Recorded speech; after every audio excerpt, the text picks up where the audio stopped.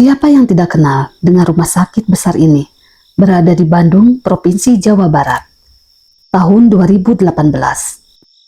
Seorang mahasiswa koas bernama Andi mendapat jadwal jaga malam di salah satu gedung rumah sakit tersebut.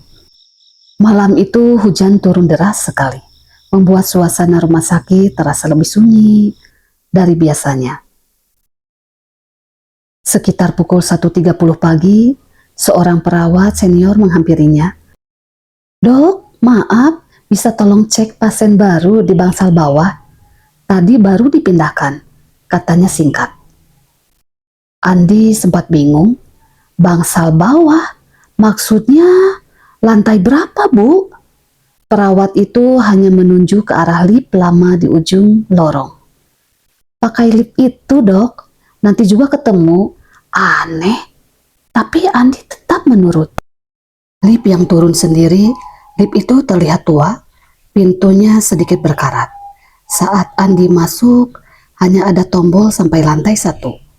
Tapi begitu pintu tertutup, lift bergerak turun, padahal dia sudah di lantai 1. Layar kecil di atas pintu menunjukkan angka yang tidak biasa. B2. Sejak kapan ada B2? Gumamnya. Ding! Pintu terbuka perlahan. Lorong yang tidak seharusnya ada di depan Andi terbentang lorong panjang dengan lampu kekuningan redup. Dindingnya kusam, cat mengelupas, dan bau antiseptik bercampur sesuatu yang amis. Sangat berbeda dengan bagian rumah sakit yang biasa ia lihat. Di ujung lorong ada papan tulisan lama bertuliskan bangsal isolasi. Langkah Andi terasa berat, tapi dia tetap berjalan. Setiap langkahnya menggema, seolah lorong itu kosong. Tapi Andi merasa seperti ada orang yang memperhatikan. Dia masuk ke dalam sebuah ruangan. Di dalam ruangan ada 3 ranjang, 2 kosong, 1 terisi. Pasien itu berbaring tertutup selimut sampai dada. Tubuhnya sangat kurus, hampir seperti kerangka. Napasnya sangat pelan. "Selamat malam, Pak. Saya dokter jaga," kata Andi pelan. Pasien itu tidak menjawab. Andi lalu mendekat dan baru sadar sesuatu yang membuat darahnya dingin. Wajah pasien itu tidak lengkap. Seperti bayangan yang belum selesai terbentuk.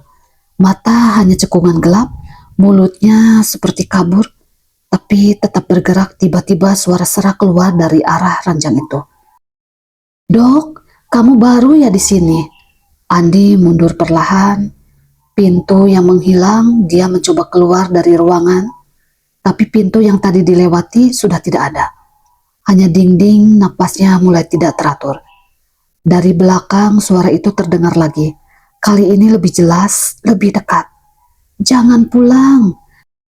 Temani kami di sini, Dok." Andi menoleh. Sekarang bukan 1 pasien. Semua ranjang terisi dan semuanya perlahan bangkit. Andi akhirnya menemukan jalan keluar lain dan berlari ke lorong. Tapi lorong itu sudah berubah. Lampu padam satu persatu. Muncul bekas tangan merah seperti darah satu demi satu. Suara langkah kaki terdengar, bukan 1 tapi banyak. Cepat tidak teratur mendekat. Dengan sisa tenaga Andi menemukan lift dan menekan tombol apa saja. Pintu tertutup tepat saat suara-suara itu hampir mencapainya. Lift itu naik dengan cepat.